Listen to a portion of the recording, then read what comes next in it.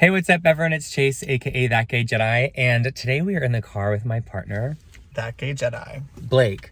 And we are, I'm gonna put this down so I don't shake, rattle, and roll. We're here seeing Thor Love and Thunder. Blake is not really a Marvel person, but we're very excited. I thought it'd be kind of fun, a la my friend Emma, Spooky Astronaut, to do like a little come with me video where we're gonna like talk a little bit before the movie and then give us a little like spoiler-free review after the movie.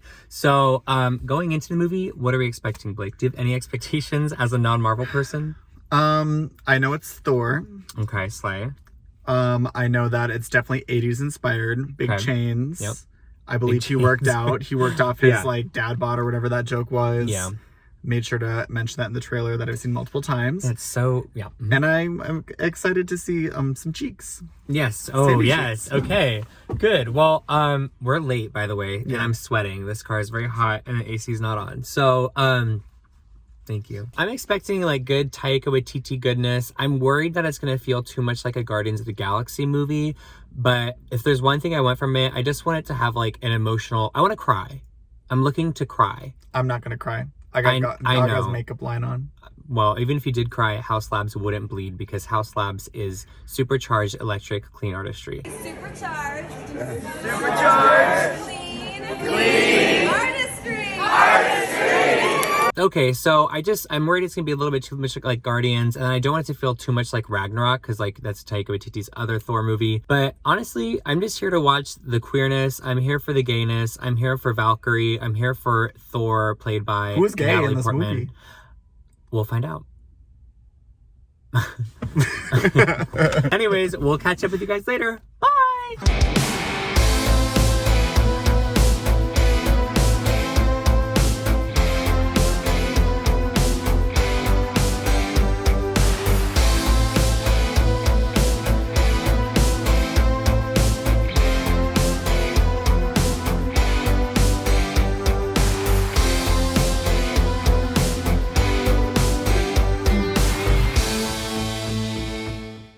Hey everyone, we are back from watching the movie. We're squatted out in the parking lot and we're gonna give some spoiler-free, no spoilers, don't worry, I would never spoil this movie or any movie for anyone intentionally. So this is a spoiler,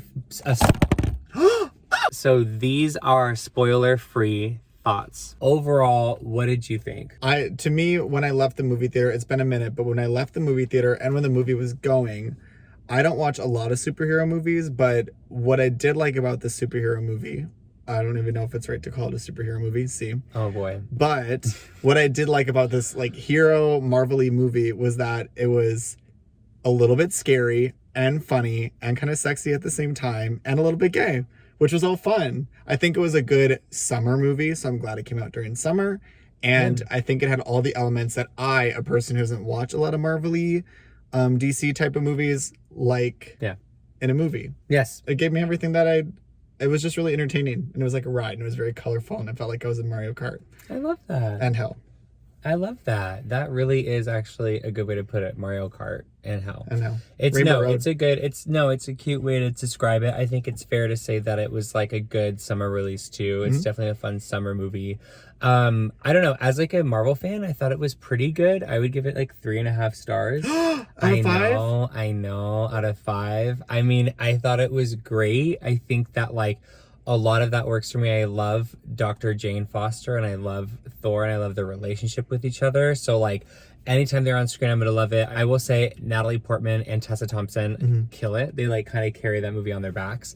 I don't know. And also Christian Bale was really good. Do you know that was Christian Bale? Christian Bale is the guy who plays... is the scary guy. Yes. The God Butcherer was like horrifying. I thought it was really scary. No, that's when I was saying it. There were actually moments, I love scary movies. That's why I don't watch a lot of like superhero movies and stuff like that. But I haven't been getting into it recently. And what I did like about Multiverse of Madness and this is that they both had really scary elements to it. And I was actually scared.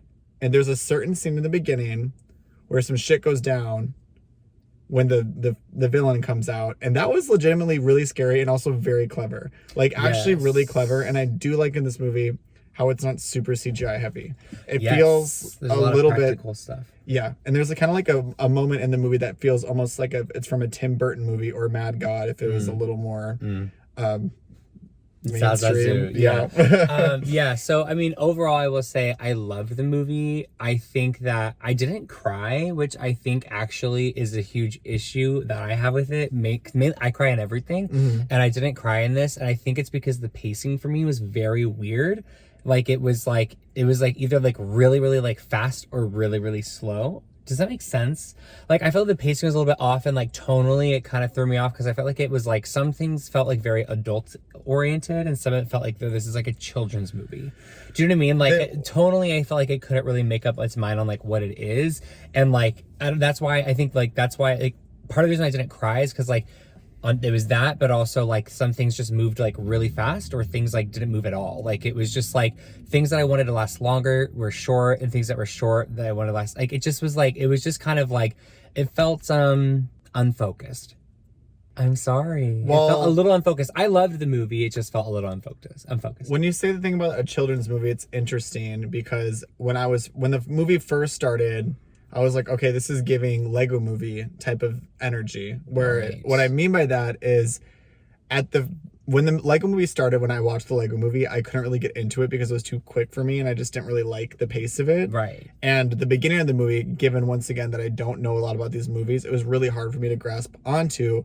But as the movie went on, I actually found it super entertaining, and I thought it was really fun how over the top they got with like certain travel vessels and certain sidekicks. Yes. And the sidekicks that are in this movie are actually very funny and made me laugh every time because I just thought it was goofy and serious at the same time. So I thought it had a good balance to it. Yeah, no, it was. And also, like, it was super funny, super colorful, like you said. It was the gayest Marvel movie I've ever seen in my entire life.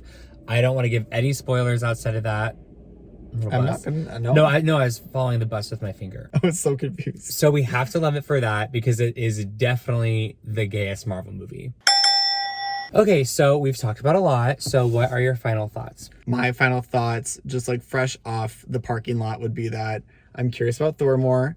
And even though I didn't catch the beginning because I was getting pretzel bites, I understood the whole movie, but I didn't understand the lore and the small things, which makes the movie more fun. But overall, I think it had a lot of beautiful CGI and kind of things that looked not like CGI, which was fun because sometimes that throws me off. So I'm glad that it didn't feel super like that. And if it did, it felt purposeful. And sometimes I felt like I was on the Montero like album cover. And then other times I felt like I was in a like scary stop motion universe.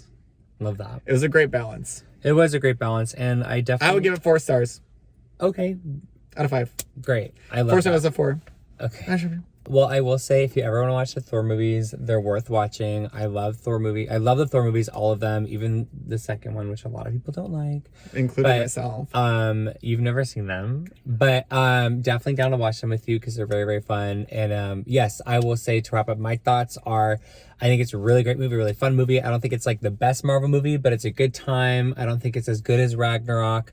But it's amazing and it's great. And like you said, I think what you spoke to really beautifully is like all the amazing lessons in the movie. So, I love that.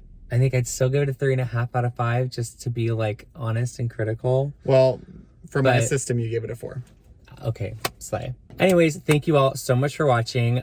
We hope you enjoyed our little rambling review, and just definitely go see it. It's absolutely worth it. Have a good time watching it, and let us know what you think down below in the comments. What are you looking forward to? Come back later and let us know what you thought of the movie. Thank you so much for watching, and may the force be with you always.